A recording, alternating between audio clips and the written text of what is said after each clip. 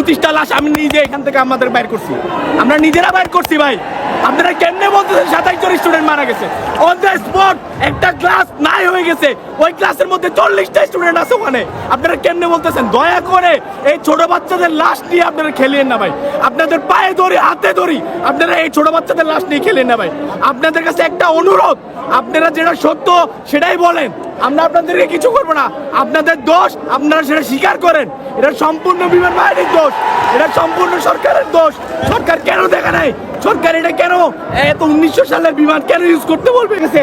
রাতের 1টা বাজে আপনারা লাশ নিয়ে যাচ্ছেন, কেমনে নিয়ে যাচ্ছেন? আপনাদের লজ্জা করে না? আপনারা সৈন্য হয়েছেন। আর আমাদের যে বিমান বাহিনীর প্রধান, উনি তো আরামে আছে, উনি দেশ বিদেশ ঘুরতেছে, ওনার কোনো নামগন্ধ নাই। উনি ওনাদের ছেলেবেলা যা আছে, চামচা যা আছে, সবাইকে এখানে পাঠায় রাখছে। আমাদের গায়ে হাত তুলতেছে। হ্যাঁ, আমরা এখানে কষ্ট করে বাচ্চাদেরকে বাইর করছি, ওরা কিচ্ছু করে না, ওরা এখন আমাদের গায়ে হাত তুলছে, আমাদের দোষ বলে।